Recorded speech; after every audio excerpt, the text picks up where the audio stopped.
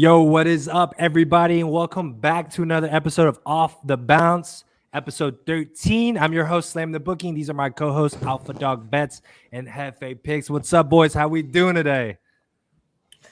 Let's just skip the hellos, the how are yous. Shout out to Pure Wage. Thank you for this opportunity to be on the show. Slam, I would like for you to vent starting now.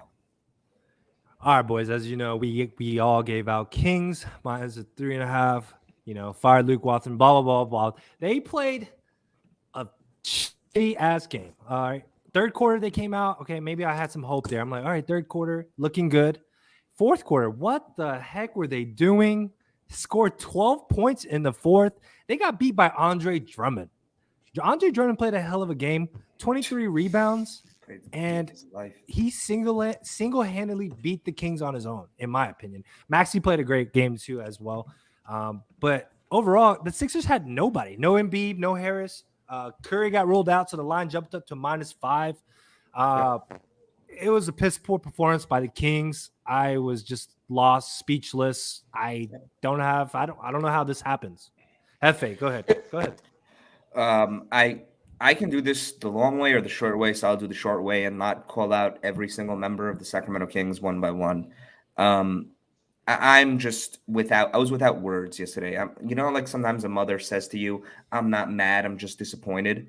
That is exactly how I felt about the freaking Sacramento Kings, who could not get their freaking act together and beat the Philadelphia 76ers, led by Isaiah Joe and Shake Milton.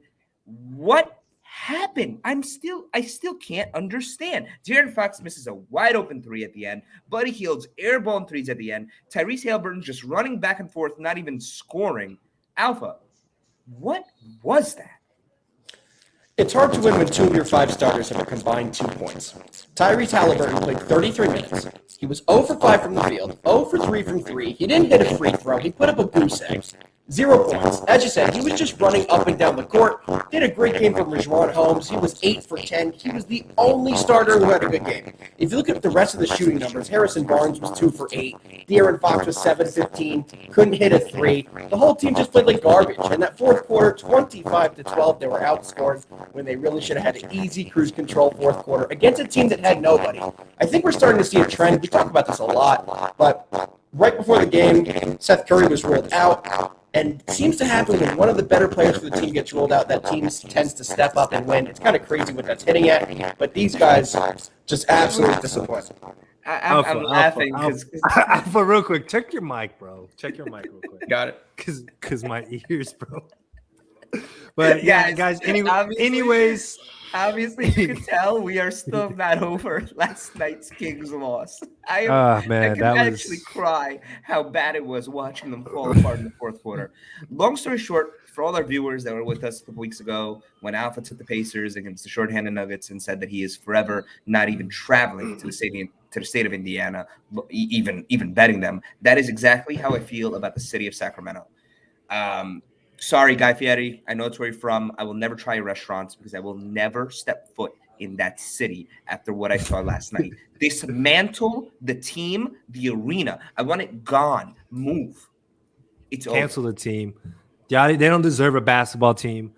Man, I just wanted to kind of talk about this because the NBA, I feel like it's uncappable at this point, really. Like, you can't even wait till you can wait till players are out or if they're playing or not. But at this point, you just want to back the teams that, that have key players out. Because right now, it looks like, if the Sixers can win outright, the Nuggets can win outright whenever they played the Pacers the last time you had them, Alpha.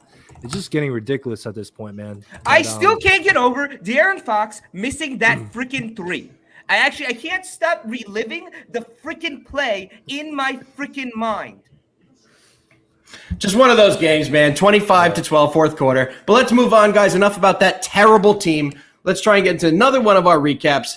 Another great one for Slam yesterday. He had a nice winner in this one. Slam, you want to go over the opposite side that you had from us yesterday? Slam had the Indiana Pacers, who absolutely worked the Chicago Bulls at home. They Hype me lost up. 109 to 77. Great call by Slam. Me and Hefe had the wrong side on this one, but good call on that one. What did you see in this one, Slam? How did you think the game played out?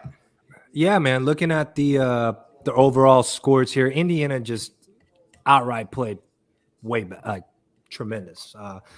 Quarter number one came out there, scored 31 points, and defensively they played great. They held, the Bulls second half under 35 points and just rolled. And It wasn't a game. It wasn't even a game. It was a blowout. It wasn't even a close game.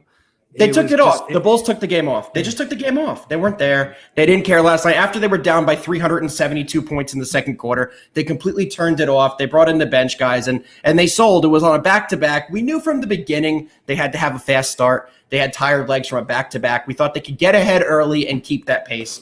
Once they were down by 300, like I said, they just couldn't get back into it. They knew they couldn't get back into it, and it turned into a beatdown. Yep, I totally agree. It was one of those games where it was over after the first quarter. Not a lot of analysis needed. Bulls didn't show up, Pacers showed up. It's any given night in NBA, just like Slam just said a little bit ago.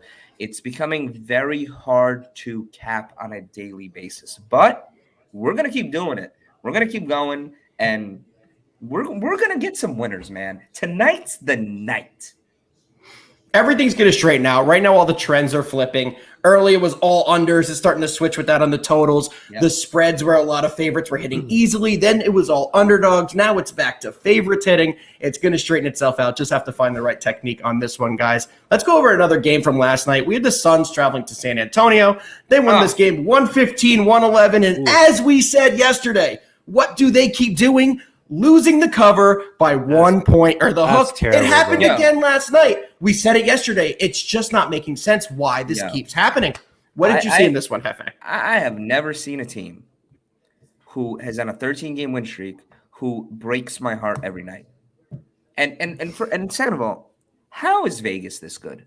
How do they keep doing this? Every time it's by a point or a hook with the Suns.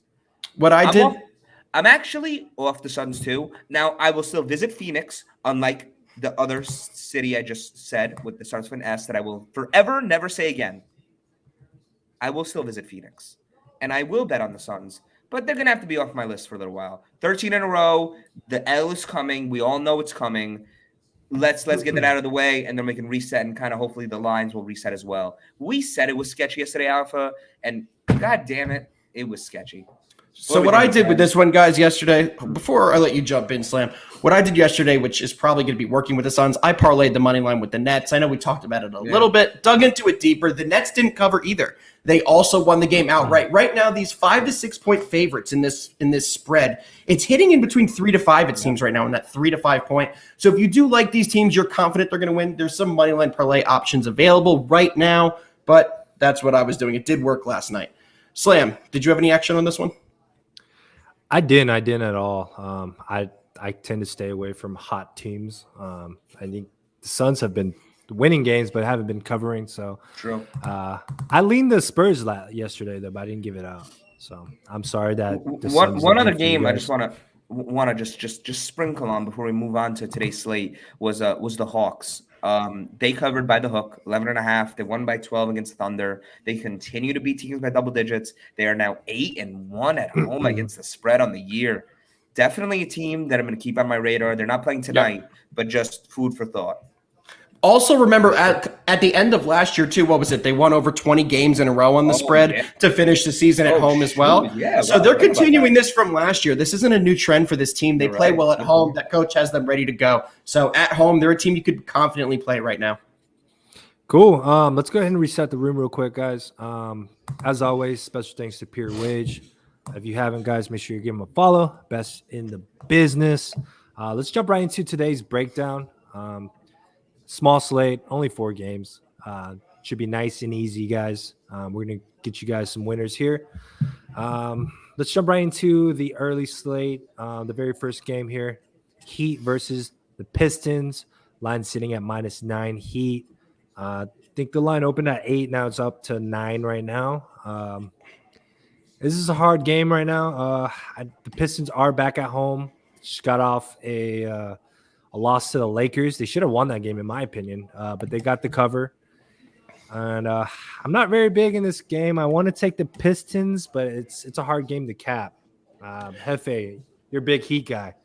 Come on, talk to us. You know how I feel about the Heat. I think Tyler Hero is their Energizer Bunny. Jimmy Butler is their main guy, and Kyle Lowry makes it all work.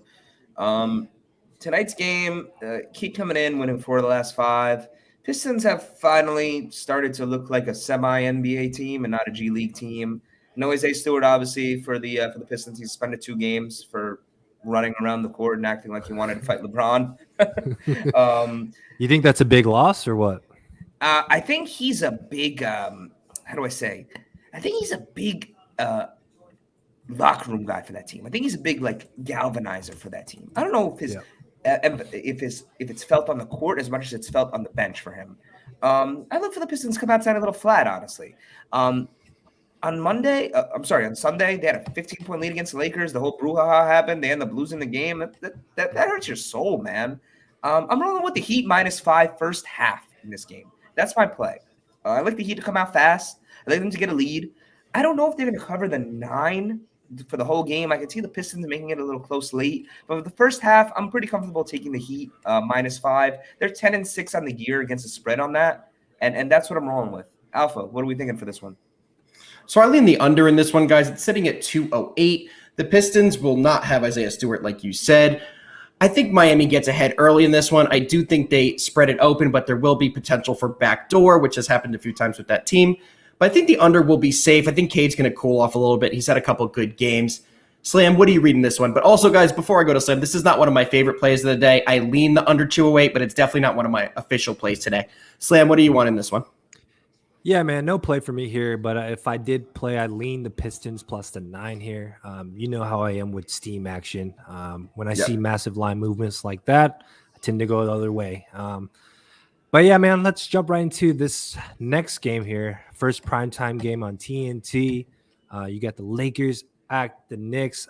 I want to jump. I'm going to give Alpha the Alpha. What do you have to say about the Knicks here? In this First spot? of all, guys. Let's just talk about the state of New York. We are Giants and Knicks fans right now, so obviously it's not a great time for us.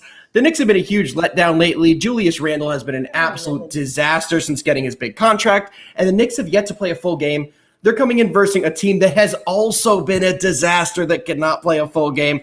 The Lakers have looked horrible this year. Knicks are at home. It's 6.5. Knicks unders have been hitting at a great pace. That's going to be my favorite play of the day, guys. Going to let that out early. I love the Knicks under 214 at home versus the Lakers. I think both teams are going to struggle mightily on offense. So give me the under at 214. Hefe, what do you have in our beloved Knicks? This is going to shock a lot of people. I like the Lakers tonight. This is the exact game that the Knicks start off hot, have the lead, and in the fourth quarter, for some odd and inconspicuous reason, lose the game by 3 or 4 points. No LeBron, he's suspended. No Anthony Davis, it looks like he's injured. So tonight is Russell Westbrook's dream come true. It's just him and the ball. At Madison Square Garden. At Madison Square Garden. Let's also not forget Melo's at Madison Square Garden, and boy, does he miss home. Home, that will forever be home, by the way. He doesn't miss home. He does not miss being in New York. Oh, stop. He loves playing in the Garden. I saw on his Instagram page earlier today. He literally posted at the Garden with the hashtag one night only. He's acting like this is a big show. He's good at marketing. Continue. Damn straight. +7 is just, it's a lot of points, guys. It's a lot of points. The Knicks don't beat anyone by more than 5. Hefe, what was that first half trend you were talking about earlier? For who? The Knicks? The Knicks are 5-12 on the year, the worst first half against the spread team in the league. I believe you'd be -8 units if you bet them on the spread for the entire year. $100 better would be. So 5-12. Now I'm not taking that. This is the exact game where that doesn't happen. I'm comfortable taking the Lakers +7 tonight, and that's my play for this game. And as a Knicks fan, that doesn't mean I think we're going to lose. But I don't see us beating them by 8 more points. I agree 100%. We don't beat anyone by 8. Slam, what do you have in this one? I know you're a huge Knicks fan as well, so give us your Knicks pick. Here we go. Here we go. I gotta agree with Hefe here, man. I think tonight, Melo comes home. Lakers getting plus the 7. And then it's Westbrook's dream. I mean, this is his time to shine. No Davis, no LeBron. So I expect this Lakers team to come out, play great defense, and Westbrook to have a game tonight. And Melo's going to be at that 3-point line, just shooting threes. He's looking to make a statement tonight as well. So I'm excited to watch this game, but I also lean to the under. I think if the Lakers were to cover, they have to play good defense here. So that's my take on this game. I'm sitting out Lakers plus the 7.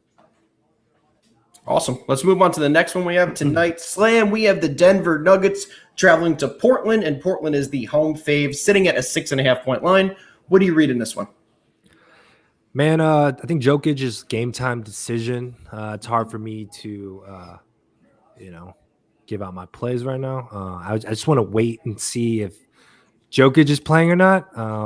But it's a revenge spot for the Blazers. They're getting minus 6.5, and they've been playing really well at home. Yep. Pretty much covering spreads.